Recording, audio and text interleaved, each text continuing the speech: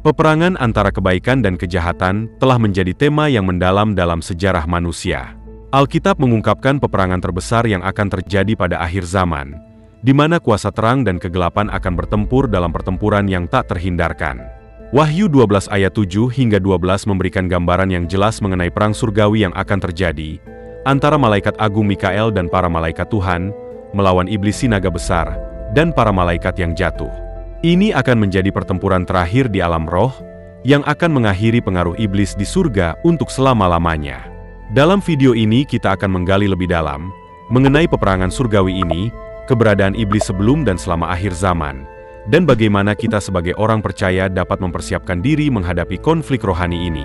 Kitab Wahyu menggambarkan bahwa di masa depan, akan ada perang besar di surga. Mikael dan pasukannya akan berperang melawan iblis dan para pengikutnya, dan mereka akan dikalahkan dan diusir dari surga selamanya.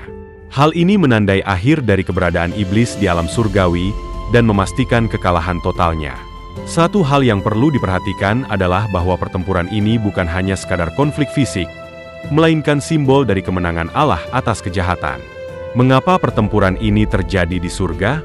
Penjelasannya adalah bahwa selama ribuan tahun, iblis masih diizinkan memiliki akses ke alam surgawi, tempat ia dapat mendakwa umat Allah siang dan malam, Wahyu 12 ayat 10.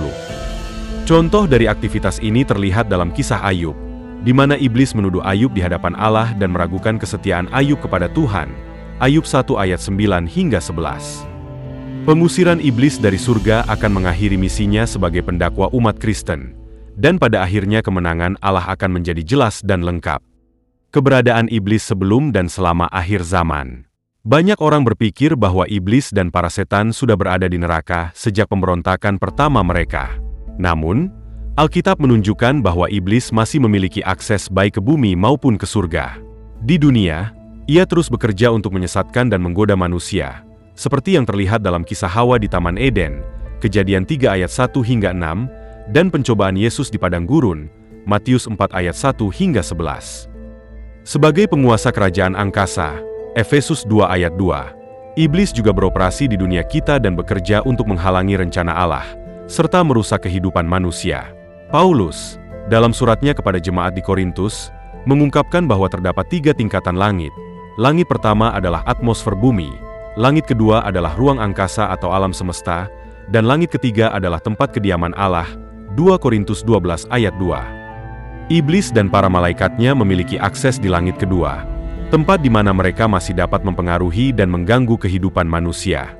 Namun, pada akhir zaman, ketika perang surgawi yang terakhir terjadi, iblis akan sepenuhnya diusir dari langit kedua ini dan dilemparkan ke bumi, seperti yang dijelaskan dalam Wahyu 12 ayat 9. Momen ini akan menandai peningkatan besar dalam aktivitas jahat di bumi, karena iblis tahu bahwa waktunya sangat terbatas sebelum dia dikalahkan secara penuh dan dilemparkan ke dalam jurang maut selama 1000 tahun.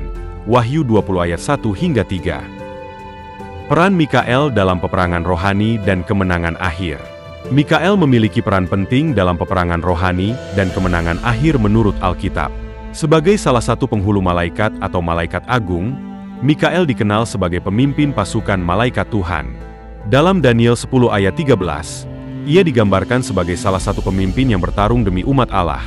Dan dalam Daniel 12 ayat 1, Mikael disebut sebagai penolong besar bagi bangsa Israel di saat kesukaran besar. Salah satu momen kunci dari peran Mikael tercatat dalam Wahyu 12 ayat 7 hingga 9, di mana Mikael memimpin bala tentara surga melawan iblis dan para malaikat yang memberontak. Pertempuran ini menegaskan bahwa iblis, meskipun memiliki kekuatan yang signifikan, tetaplah makhluk ciptaan yang terbatas. Kemenangan Mikael atas iblis melambangkan bahwa tidak ada kuasa, baik di surga maupun di bumi, yang bisa menandingi kekuasaan Allah yang mutlak.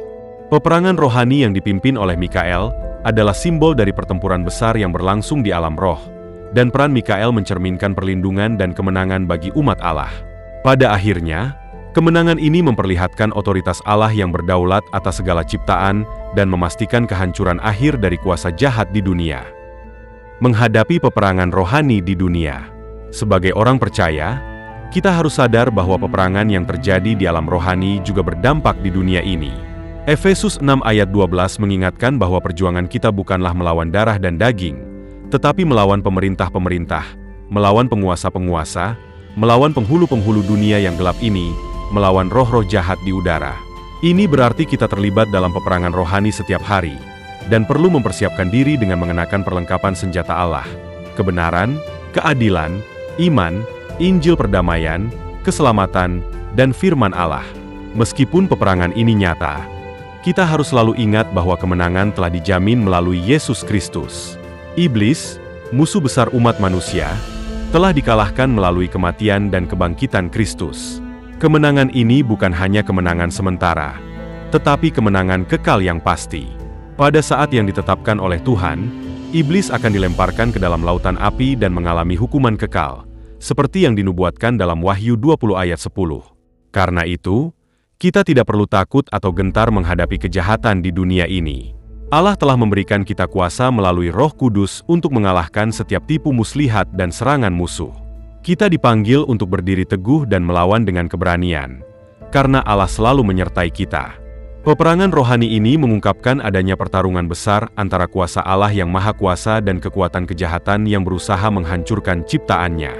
Namun, kita tahu dengan pasti bahwa Allah adalah pemenang sejati. Kuasa iblis terbatas, dan masa kekuasaannya di dunia ini akan segera berakhir.